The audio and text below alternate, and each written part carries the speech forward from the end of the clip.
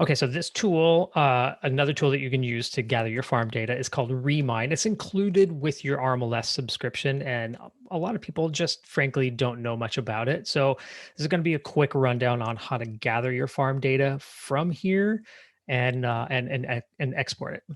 First thing you're going to do is log into RMLS. You're going to go up here to Toolkit, and you're going to go to Remine. Now, if you picked out the area that you wanted to farm from Fetch, let's say you isolated your area, you found out turnover ratios, things like that. That's the one thing that Remine doesn't give you. It doesn't give you good data as far as like turnover ratio, things like that. So you really need a program like Fetch in order to get that data first, and then come over here to gather the database. Now I'm going to use, what was it, Dublin Meadows. There it is, Dublin Meadows in Battleground, Washington. I'm going to apply filter. So you can see I just went up to the search, put in Dublin Meadows, or just put in Dublin. Went to neighborhoods. There it is. And I'm going to apply that filter, and it's going to default right to, look at that. There's 30 results, which is exactly what we had. Well, no, we had 29 in Fetch, but watch this. So if I come down here and I apply these filters off to the left, we say building type single family, and we're going to apply 29. Boom, there's 29. And these are all the homes that are currently in there. Look at that. So Remine will give you what's called a cell score as well. It's a couple of different things that they've determined whether or not plus or minus the likelihood of them selling later. But here's what I'm going to do is I'm not even going to filter these down, because you can actually go in and say, like, I want to filter down just owner occupied, or look at that. They're all owner occupied except for one. That's great.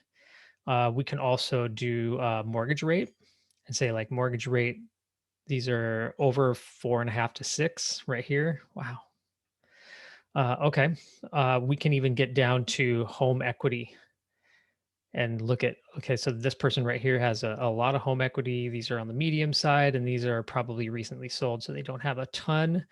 Wow. So these are all the filters that you can use to kind of get them down. Now you can also go in and draw your farm as well, which I know a lot of people will do. They'll say, okay, well, I want to do this to here, to here, to here, to here.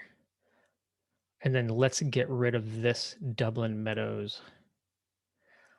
265 results.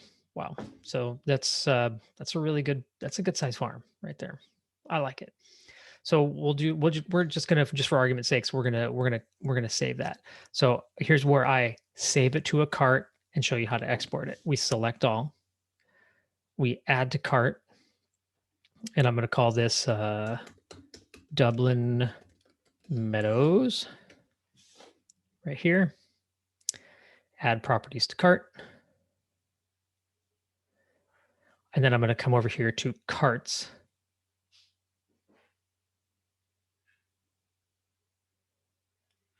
And here's all the carts that I currently have in there. I can go select these right here, come up here and say export. And I'm going to name it Dublin Meadows. You cannot have spaces. It cannot contain spaces or special characters. So just an FYI when you're exporting your CSV. And then I'm going to hit the export button. And I'm going to pause this, and they're going to notify us via a green bar across the top of the screen when our data is ready to download. So I'm going to pause this really quick.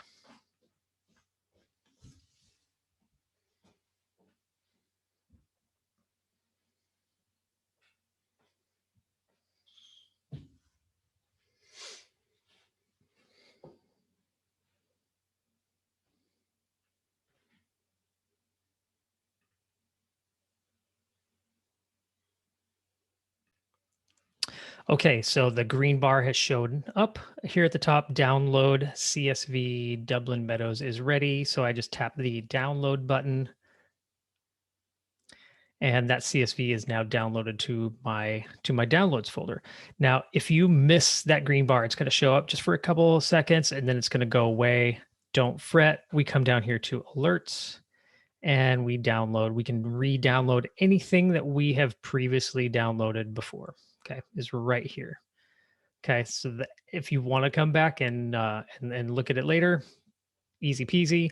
Now, the nice thing about Remine is they upgraded everybody to a pro version of Remine for I don't know how long, so take advantage of it while you can. But the nice thing about this is we get all of the data, and so I'm going to open up the data and show you exactly what we're looking at here. So let me open up my Excel. All right, so I've got my CSV opened up. Let me maximize this right here. We've got API, census tract, property address, house number. Look at that. City, state, zip, mailing address, mailing city, MLS. This was the MLS when it was on the market last. This is the listing type, the status. Look at that. We got some expireds. We've got some canceled in there. List price, days on market. Look at that. This contract status change. So the last time it was sold, township, subdivision, tax year, tax amount, rate code. I mean, we got all kinds of data in here. Probably a lot of it more than we really needed. Look at this estimated value. And we can even go into, where is it? Equities in here. Garage square feet, style, siding. Wow, a lot of data. A lot of data. Recording date, sales price. There it is. Equity. That's what we were looking for right there. So watch, we can go in and say like, okay, so equity, I want to filter, just by equity. Filter. Scroll back over here to equity. Where is it? There it is. Ascending. So these people have 100% equity. Some people have, they're pretty close. Wow. That's great. I mean, look at all the equity people have in their homes here. It's amazing. Mortgage balance right here. Look at that number of loans, mortgage balance, interest rate right here. So we can even filter by interest rate. Oh man, somebody's at 9%. Wow. And they've been there for 13 years. Look at that. I would, if I was a mortgage professional, I would be honing in on some of these right here. Tells you the owner, first, last, any email addresses or phone numbers, which in the case of Matthew right here does not have, but Tiffany is the second owner. No phone numbers, no email addresses for her either. But look at that. We have some phone numbers. Some of them have 2, some of them have 3, some of them you'll find email address. Look at, I mean, these are all phone numbers right here. 1 2 1 1 1 1 2 1 2 1 2 3 4, and the DNC stands for do not call. So what you do with this data after you get it is your own responsibility. And Remine will tell you that. Look, we've got a couple of email addresses for Dan Harkness over here. Yeah, look at that. This is great data to have, by the way. It's fantastic. But that's what your database will look like coming out of Remine. And what you do with it next is up to you.